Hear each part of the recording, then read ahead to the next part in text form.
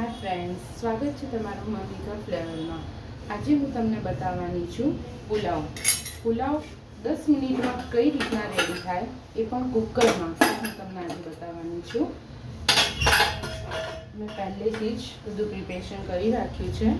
એમાં આપણે મેં ચોપલી છે, ગાર્લિક, મરચાં અને થોડા કડી પત્તા લઈ લીધા છે, ટામેટા, કેપ્સિકમ છે, ફ્લાવર છે, થોડા વટાણા લીધા છે અને મોટા મોટા પીસ મેં બટેકાના પણ કાપી લીધા છે અને પ્યાજ પણ લઈ લીધી છે, ડુંગળી લઈ લીધી છે મેં। ચાલો આપણે સ્ટાર્ટ કરીએ કુકરમાં। સૌ પહેલાં આપણે કુકરને ગરમ કરી લઈશું। છોકરાઓને ખાવાનું છે એટલે હું બહુ જ સ્પાઇસી નહીં કરું એને, અને બનશે ત્યાં સુધી હું એને બટર અને ઘીમાં બનાવવાની કોશિશ કરીશ। બટર છે એમાં થોડું મેં ઘી પણ લીધું છે,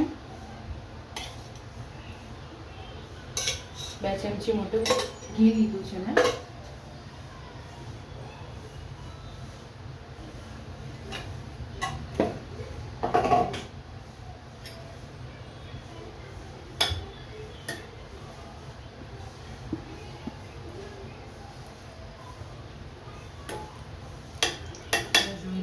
બટર પણ પીગળી ગયું છે। ગેસ બહુ ફાસ્ટ રાખવો નહીં, થોડું ધીમું રાખવું।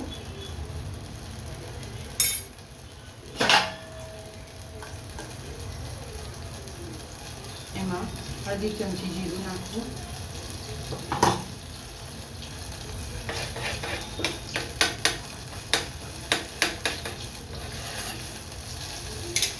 જીરું સનડાઈ જાય એટલે એમાં અડધી ચમચી હિંગ નાખવી।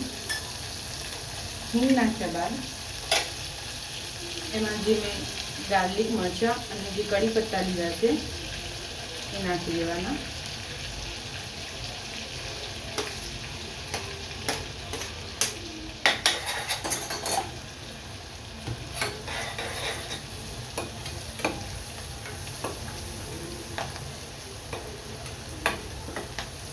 થોડા બ્રાઉન થાય લસણ અને મરચાં થોડા બ્રાઉન થાય એટલે હું એમાં નાખીશ જે મેં ફ્લાવર સમાર્યું છે।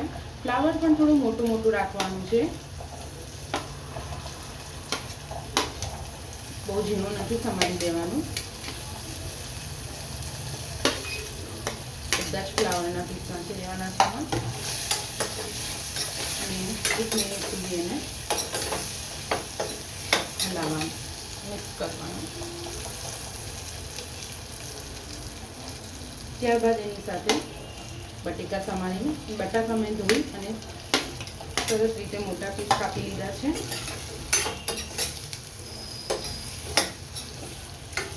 બધાને સંકળાવવા દેવાનું।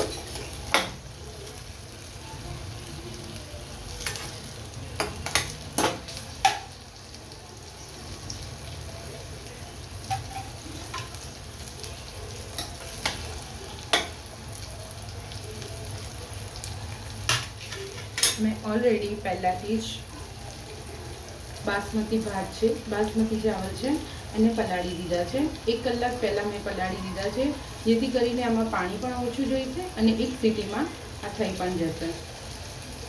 તો પુલાવ બનાવ્યા પહેલાં એને બાસમતી ચોખાને તમે પહેલાં અડધો કલાક યા કલાક પહેલાં તમે પલાળી શકો છો।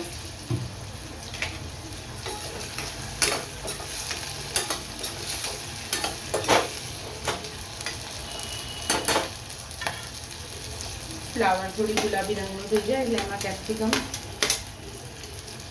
ચમચ ડુંગળી નાખી દેવી। તમે બધું વેજીટેબલ ઝીણું પણ સમારી શકો છો, નાનું નાનું પણ કટ કરી શકો છો અને ચોપ પણ કરી શકો છો। તો મારા બાળકોને બધું જ મોટું મોટું જ ભાવે છે, જે મોઢામાં બાઇડિંગ થાય ને એવું એમને વધારે ગમે છે, એટલે હું હરેક સબ્જી વેજીટેબલ હું મોટા મોટા જ કાપું છું।